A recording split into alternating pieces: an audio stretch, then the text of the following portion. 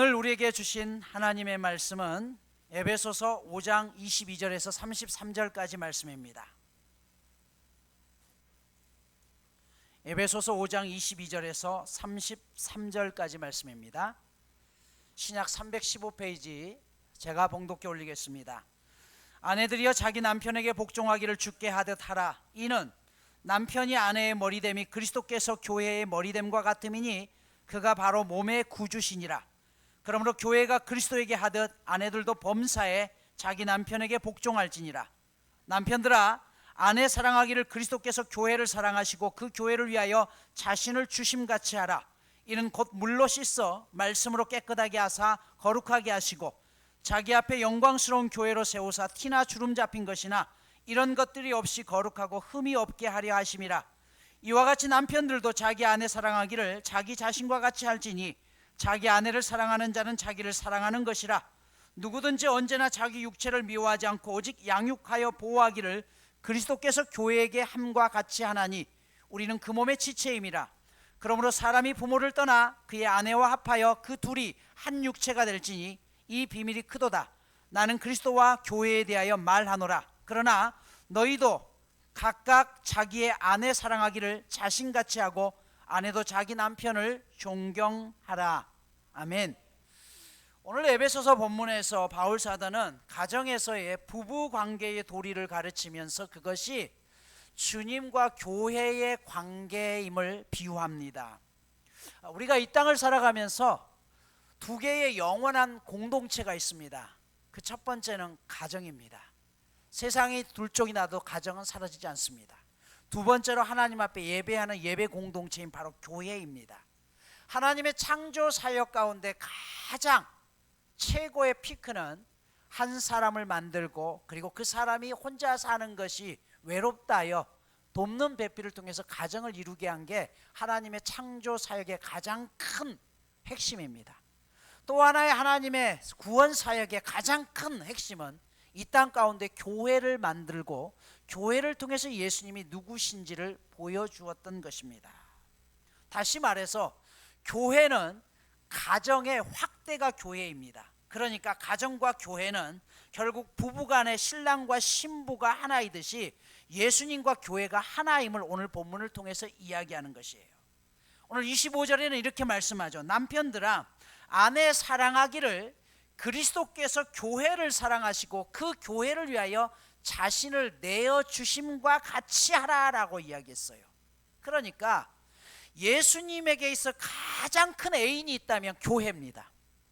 부부에게도 이야기해요. 남편들아, 아내를 예수님이 그렇게 아끼고 교회를 아꼈듯이 사랑하고 끝까지 책임지는 존재로 살아가라라고 이야기를 합니다. 사도행전 20장 28절은 이렇게 고백하죠. 여러분은 자기를 위하여 또는 온 양떼를 위하여 삼가라. 성령이 그들 가운데서 여러분을 감독자로 삼고 하나님이 자기 피로 사신 교회를 보살피게 하였느니라 라고 얘기했어요. 교회는 하나님이 자신의 피를 흘려서 사신 교회라는 것이에요. 여러분, 이 가정과 교회가 가지는 공통적인 공통사항이 있습니다. 둘 다 철저한 희생 안에서 이루어진다는 것이에요. 부부가 결혼을 해서 자녀를 낳으면 이 부모는 자식을 위해서 모든 것을 희생합니다. 이 땅에 예수님께서 교회를 만드시고 이 교회를 위해서 예수님은 자신의 피를 흘려서 끝까지 희생하셨다는 것이에요. 그런 의미에서 여러분, 우리가 신앙생활을 하다가 여러 가지 이유로 시험에 받고 상처를 받으면서 교회를 떠나가는 경우가 있습니다. 그러면서 어떻게 해요? 나는 교회 생활하지 않고 그냥 혼자 집에서 예배 드리겠다라고 생각하시는 분도 있습니다. 물론 그 상처가 있는 것은 알겠습니다만은 이것은 올바른 성경적인 방식은 아닙니다. 왜냐하면 여러분들이 살아가면서 가정에서 상처가 받았다고 해서 가정을 무조건 깨트릴 수는 없는 것입니다. 진정한 사랑은 뭐예요? 그 상처난 가정을 어떻게 해서든지 회복시켜서 하나님 앞에 거룩한 신부로 사용될 수 있도록 애쓰는 게 우리의 모습인 것이에요. 그러면 그 가정의 확대였던 교회도 마찬가지죠. 지금까지 여러분들이 보신 교회 가운데 문제없는 교회가 단 한 군데라도 있던가요? 아니요. 깊이 들어가면 어떤 교회든지 문제가 있습니다. 그러나 중요한 것은 그런 문제 있는 교회를 끝까지 우리가 돌보고 회복시켜서 예수님의 피로 사신 그 교회를 하나님 앞에 가장 아름다운 신부로 돌려드리는 게 우리의 사명이라는 것입니다. 여러분, 오늘 교회에서 가장 많이 쓰는 단어 중에 하나가 어떤 단어냐 하면 성령 충만하라는 단어예요. 그런데 이 성령 충만하라는 단어는 과연 어떤 의미일까요? 많은 사람들이 성령 충만하니까 뭔가를 보아야 되고 뭔가를 느껴야 되고 아니면 기도원 같은 데 가서 열심히 기도해서 하나님의 은혜를 받아야 된다고 생각해요. 그러나 아닙니다. 오늘 본문 에베소서 5장 18절에 보면 이렇게 말씀해요. 술 취하지 말라, 이는 방탕한 것이니 오직 성령으로 충만함을 받으라라고 이야기해요. 그리고 성령 충만을 받으란 다음에 바로 이어지는 말씀이 부부간에 서로 사랑하고 부모를 공경하고 자녀를 말씀으로 양육해라라는 말씀이 나옵니다. 즉 성령 충만하다는 것은요, 가정을 회복시키고 그 가정이 하나님 앞에 아름다운 교회들로 드려지는 것이에요. 이게 성령 충만입니다. 그래서 여러분, 교회의 가장 시작은요, 가정이에요. 가정을 버리면 안 됩니다. 믿음 때문에 가정을 버리라는 것 아닙니다. 여러분, 이단에서는 어떻게 해요? 그렇게라도 떠나오라고 하죠. 아닙니다. 우리의 책임은 어떻게든지 가정을 살려야 되는 것이에요. 남자와 여자가 결혼하는 순간 한 몸이 된다고 했죠. 예수님과 교회 역시 한 몸입니다. 남녀가 결혼해서 자식을 낳고 양육합니다. 그리스도와 한 몸인 교회도 영적인 자녀를 낳고 그 자녀가 끝까지 신앙 안에 자랄 수 있도록 양육해야 되는 책임이 우리 가운데 있는 것이에요. 그래서 5장에서는 첫 번째로 그리스도의 몸된 교회 안에 그 몸의 현장으로 부부 관계에 대한 말씀을 시작합니다. 오늘 31절은 이렇게 말씀하죠.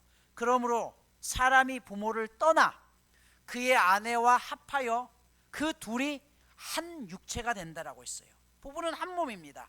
그런데 이게 얼마나 놀라운 일인지 32절은 이렇게 말씀해요. 이 비밀이 크도다. 내가 그리스도와 교회에 대하여 말하노라. 부부 이야기하다가 갑자기 그 다음 절에는 뭐라고 했어요? 그리스도와 교회라는 것이에요. 여러분, 교회는 신비한 공동체라는 것이에요. 단순히 교인들이 모인 것이 아니라 예수님과의 관계가 핵심인데 그리스도는 곧 교회고 몸이 됩니다. 예수님과 교회는 한 몸을 이룬다는 것이에요. 그런데 예수 믿는 부부들이 동일하게 한 몸이라는 것이에요. 단순히 남편과 함께 사는 것이 아니라 예수 그리스도 안에서 한 믿음으로 예수님과 함께 연합되었다는 것이에요. 그래서 우리가 하나님 앞에 믿음의 식구들이 함께 결혼해야 되는 이유가 여기에 있습니다. 창세기 2장 18절에서 보면 남녀 간의 처음 만남의 장면이 나오죠. 여호와 하나님이 이르시되 사람이 혼자 사는 것이 좋지 아니하나니 내가 그를 위하여 돕는 배필을 지으리라고 있습니다. 여기 보면 그를 위하여 돕는 배필을 짓는다는 것이에요. 이 말은 남자 혼자서는 미완성의 상태라는 것이에요. 여자가 지어져야지 함께 이루어진다는 것이에요. 그래서 아내는 돕는 배필로 만들어졌습니다. 돕는 배필이라는 것은요, 남자의 부족한 부분을 아내가 채워주는 역할이라는 것이에요. 교회라는 공동체도 마찬가지예요. 내가 가지고 있는 은사를 통해서 나를 바라봐, 나한테 맞춰가 아니라 그 은사를 통해서 연약한 사람, 그 사람에게 부족한 또 다른 교인들을 채워나가는 게 교회라는 것입니다. 부부간에 결혼하기 전에 나이가 들면 들수록 남녀간에 그런 생각을 해요. 결혼은 사랑만 가지고 사는 것 아니고 이상이 아니라 현실이다. 그래서 사랑이 가장 큰 조건이 아니라 결혼 상대감을 찾을 때 나에게 없는 것, 꼭 필요한 것을 그 사람이 가지고 있으면 그 사람을 찾아갑니다. 그런데 여러분, 상대방도 똑같이 그렇게 생각하고 있다는 것을 아십니까? 그러다 보면요, 나의 부족한 것을, 내가 그 사람의 부족한 것을 내가 채우겠다라고 생각하는 것하고 내가 없으니까 저 사람을 통해서 뭔가 얻겠다라고 생각하고는 출발점이 다른 것이죠. 결혼은 그게 아니라 내가 상대방의 부족한 부분을 채워가겠습니다부터 시작되는 것이에요. 결혼하는 사람들의 착각하는 것 중에 하나가 뭐예요? 상대를 잘 안다고 생각해요. 그러나 상대는 알아서 하는 게 아니라 살면서 알게 되죠. 결혼하는 데 있어서 필요한 것은 믿음이 필요한 이유가 바로 여기에 있어요. 그런데 살다 보면 상상하지 못한 일들을 너무나 많이 경험합니다. 창세기 2장 19절을 보면요, 하나님께서 동물도 사람과 똑같은 재료를 만들었어요. 뭘로 만들었어요? 흙으로 만들었죠. 사람도 동물도 흙으로 만들고 단지 사람에게 다른 게 있어요. 뭘요? 하나님의 생기를 불어넣었다고 했어요. 그러니까 인간이 하나님의 생기, 즉 이 생기는 하나님의 말씀입니다. 말씀을 알지 못해요. 그러면 똑같이 흙으로 살았다고 했죠. 그 생기가 빠지게 되면 어떻게 되는 건가요? 동물과 사람과의 차이가 있어요, 없어요? 없습니다. 여러분, 그래서 하나님을 알지 못하는 사람들은요, 본능대로 살아가는 것이에요. 왜 우리가 같은 믿음 안에서 결혼해야 되는지를 명확하게 알려주는 것이죠. 생기로 살아간다는 것은 말씀 안에서 살겠다는 결단이에요.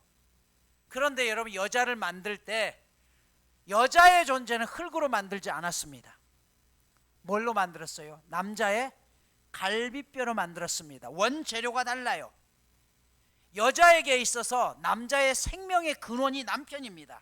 그래서 오늘 22절에 보면 아내들이여 자기 남편에게 복종하기를 죽게 하듯 하라라고 이야기했어요. 자, 오늘 먼저 여자들에게 말씀드립니다. 남자의 인생을 완성시키는 것은 결국 남편을 도와서 그 남편을 통해서 여자의 인생이 완성되는 것입니다. 여자의 원재료는 갈비뼈라고 있습니다. 그래서 어떤 면에서든지 남편보다 더 강합니다. 힘이 세다는 게 아니에요. 남편들이 일 치고 오면 그 일을 처리하는 사람들은 전부 여자들입니다. 세상을 지배하는 것은 남자 같지만 그 남자를 지배하는 사람은 여자입니다. 여자가 훨씬 강해요. 그러다 보니 여자들의 문제가 뭐냐면 남성을 머리 위에서 조종하려고 합니다. 그러나 절대로 성경은 그 선을 넘어서면 안 된다고 했어요. 예수님이 교회의 머리듯이 남편이 가정의 리더입니다. 동등하게 하나님이 창조하셨지만 가정 안에서의 리더십은 여인이 아니라 남편에게 주었어요. 그래서 남편에게 있어서 가장 중요한 것은요, 그 리더십을 여자가 부서뜨리면 남편은요, 그 가정을 세우고자 하는 생각이 없어요. 어떤 경우에도 남편의 자존심을 우리 아내들은 짓밟아서는 안 됩니다. 비록 잘못하고 할지라도 남편을 세워야 되는 것이에요. 창세기 2장 22절을 보면요, 여호와 하나님이 아담에게 취하신 그 갈빗대로 여자를 만드시고 그를 아담에게로 이끌어 오셨다라고 이야기해요. 즉 아담의 갈빗뼈로 여성을 만든 다음에 아담을 아내에게 데려온 것이 아니라 아내를 아담에게로 이끌고 갔다는 것이에요. 결혼은 그래서 여자가 남자에게 가는 것이에요. 이게 성경의 원리예요. 그런데 요즘 거꾸로 되는 경우가 많습니다. 친정에서 놀다 보면 형제지간이 끊겨져요. 남편이 처가에서 살다 보면 자식도 처가에서 지내게 되는데 그러다 보니 세대가 단절됩니다. 인간은 골이라는 걸로 연결되어 있어요. 아브라함의 하나님, 이삭의 하나님, 야곱의 하나님. 이건 뭐예요? 남편의 가계를 통해서 이루어진 것이에요.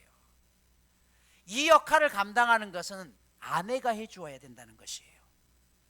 그래서 친정 가는 것도 중요하지만 시댁에 가는 것을 두려워해서는 안 됩니다. 우리나라에서 가정에서 여자가 하는 것을 살림이라고 하죠. 살림이라는 원뜻은 살리는 사람이라는 뜻이에요. 아내가 가정을 살리는 역할을 하는 것이에요. 남자가 먹여 살린다고 하지만 그것을 살려서 전체적으로 가정의 모든 것들을 화목하게 이루어가는 것은 남편이 아니라 아내의 역할이라는 것이에요. 이게 돕는 배필입니다. 그러면 남편들에게 주신 명령은 뭡니까? 25절에 보면 남편들아 아내 사랑하기를 그리스도께서 교회를 사랑하시고 그 교회를 위하여 자신을 주심같이 하라. 28절 이와 같이 남편들도 자기 아내 사랑하기를 자기 자신과 같이 할지니 자기 아내를 사랑하는 자는 자기를 사랑하는 것이라 라고 이야기해요. 남편에게 주신 것은 아내를 내 몸처럼 사랑하라는 것이에요. 이게 어떤 의미일까요?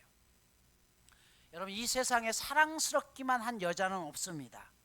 데이트할 때는 그렇게 예쁘게 보였는데요, 결혼하고 나서부터는 이제 아내들이 시간이 흐르면서 살도 찌고 방구도 끄고, 그렇죠.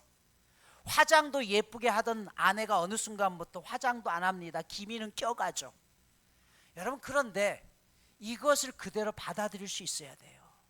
왜냐하면 결혼하고 나서도 아내가 계속해서 꾸미고 있다고 하면 이건 불행한 거예요. 즉, 아내에게 있어서 가장 중요한 건 뭐냐면, 내 몸처럼 사랑하라는 것은 아내에게 두려움을 가져다 주지 말라는 것이에요.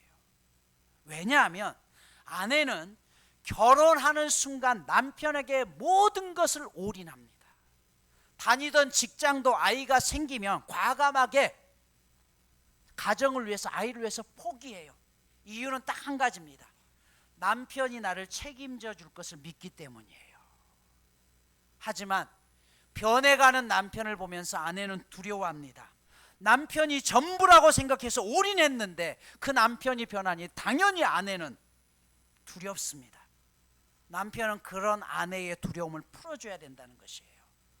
그러면 이 두려움을 풀어주는 방법은 뭐냐? 딱 한 가지입니다. 남편이 세상 누구보다 나를 사랑하다는 것을 느끼게 하면 되는 거예요. 여러분, 예수님께서 교회가 항상 사랑스러워서 자신을 내어주신 것이 아닙니다. 오늘 26절에 보면 물로 씻고 말씀으로 깨끗하게 했고, 27절에 보면 티나 주름 잡힌 것들이 없이 거룩하고 흠이 없게 했다라고 했어요. 티나 주름이 있다는 것이에요. 누구에게는 그게 있다는 것이에요. 여러분, 지금까지 경험한 교회도 문제투성이었잖아요. 그러나 그런 문제투성이의 교회 티나 주름을 어떻게 해요? 물로 씻어서 깨끗하게 하고 회복시켰다는 것이에요. 즉, 남편도 아내의 부족한 모습이 보이더라도 너는 맨날 잠만 자냐? 살은 디룩디룩 쪄가지고, 그게 아니라는 것이에요. 아내를 두려움 떨게 하지 말라는 것입니다. 가끔 남자들이 그런 말 하죠. 결혼을 하면서 당신 결혼하면 우리 부모님한테 잘해야 돼. 아니요, 이건 성경적으로 옳은 것 아닙니다. 물론 잘못하지 말라는 게 아니에요. 아내에게 하는 것은, 남편은 아내만 전부라고 사랑해주면 이 아내는 시댁 식구들에게 잘하지 말라고 해도 잘하는 게 아내입니다. 시댁 식구한테 잘하는 게 먼저가 아니라 남편은 아내를 내 몸처럼 사랑하는 게 먼저입니다. 그래서 가끔 부모님들에게 용돈을 드릴 때도 시댁에는 50만 원 드리면서 친정에는 20만 원만 드리는 가정들, 아니요, 똑같이 드리셔야 되는 거예요. 이게 아내가 사랑받고 있다는 것이고, 아내가 남편이 내가 존중을 받는다고 느끼게 하는 것입니다. 부부관계는 장사처럼 손해와 이득을 따지는 게 아니에요. 가끔 결혼식장에 가면 그러죠. 남편이 아깝네, 신부가 아깝네. 여러분, 이런 생각으로 살아가는데 과연 그 남편과 부부가, 아내가 행복할 수 있을까요? 에베소서 5장 23절에 보면 남편은 아내의 머리라고 했는데, 이 말씀을 근거로 남편이 아내보다 높다라는 말이 아니라 이건 뭐냐 하면 기능적인 것을 이야기해요. 남편이 머리이게 해야 될 가장 중요한 일은 가족을 위하고 기도하고 책임질 줄 아는 존재가 돼야 되는 것이에요. 여러분, 남편이 이혼하고 또 홀로 살아가는 아내들이 왜 힘든 줄 아십니까? 그 책임질 존재가 사라진 거예요. 보호막이 사라진 것이에요. 그래서 아내 혼자 살아가면요, 독해지는 것입니다. 그걸 누가 만든 거예요? 남자들이 그렇게 만든 거예요.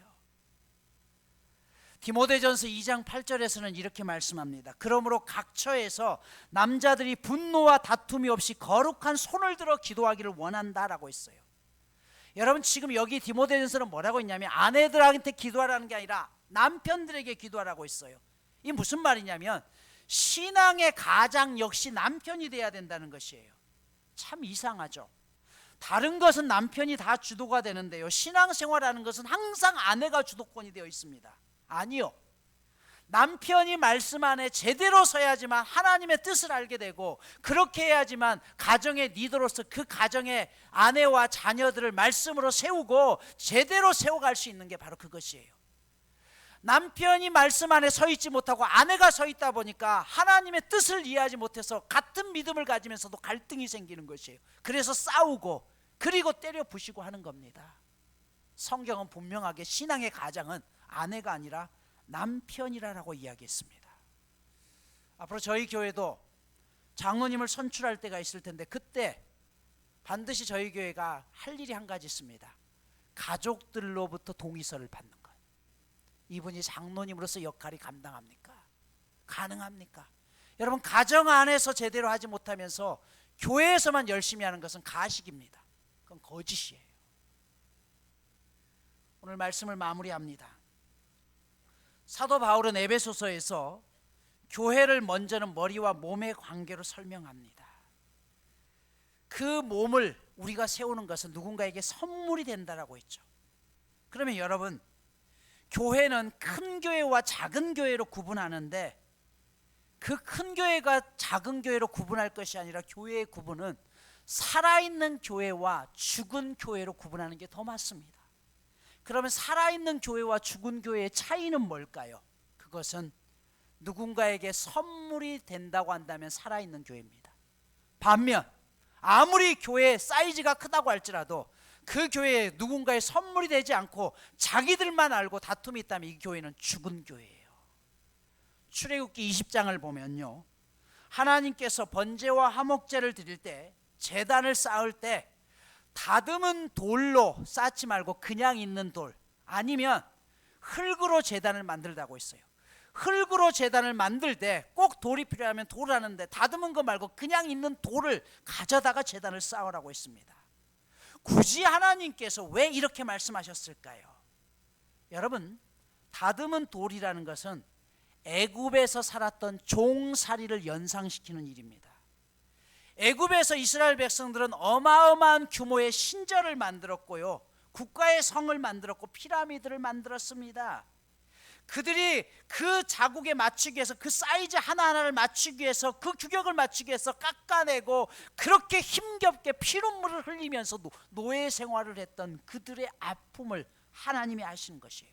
즉 하나님 앞에 제단을 쌓는다는 이유로 다시는 교인들에게 그와 같은 아픔을 가져다 주는 인위적인 것을 하지 말라는 것이에요.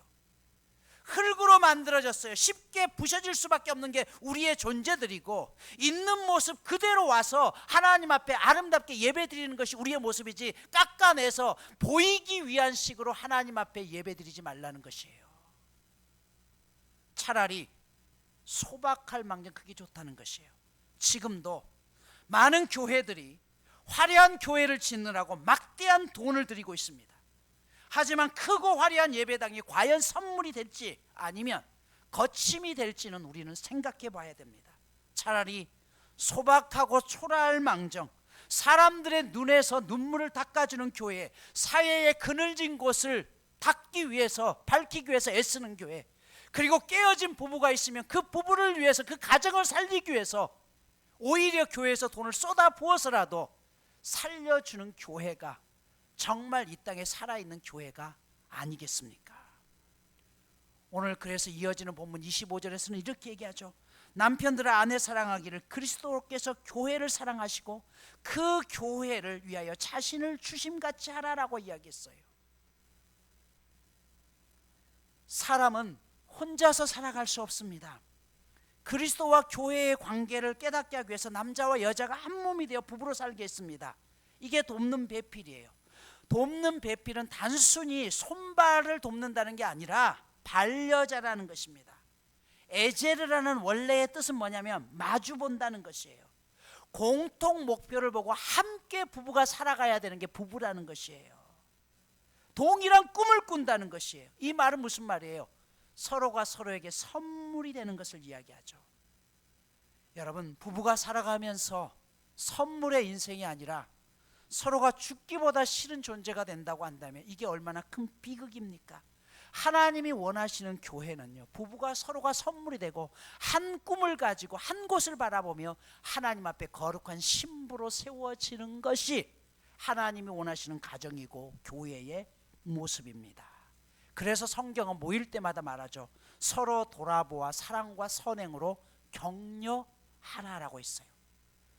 여러분, 베어버리려고 하면 모든 것이 잡초이지만요, 품으려고 하면 모든 것이 다 꽃이 될 수 있습니다. 오늘 이 교회에 대한 말씀, 부부에 대한 말씀은 단순히 부부가 아니라 신랑 되신 예수님이 끝까지 우리 성도들을, 교회를 책임지듯이 남편은 끝까지 아내를 책임지는 존재로 살아갈 것이고, 그리고 신부는 그 신랑 앞에 거룩함을 잃어버리지 않는 것처럼 우리 아내들도 남편에게 끝까지 존경심을 잃어버리지 아니하고 그렇게 가정을 세워 교회로 아름답게 세워가라는 뜻입니다. 이번 주 미션입니다. 우리 부부간에 이번 주간에는 꼭 시간을 내서 주중에 한 번 따로 밖에서 둘만 차를 마시거나 식사하는 시간을 가지십시오. 혹 혼자이신 분들은 계시죠. 그분들은 하나님과 1대1로 이번 주간 1시간만 데이트를 해보십시오. 주님이 나의 신랑 되시니까 그분 앞에 나오시고, 그래서 하나님 앞에 나의 신랑 되신 그분께 내 인생을 맡기며 주님과 데이트하고, 부부간에는 반드시 그 대화를 통해서 우리 부부가 꿈꾸고 있는 그 가정의 모습이 무엇인지를 함께 나눌 수 있기를 축복합니다.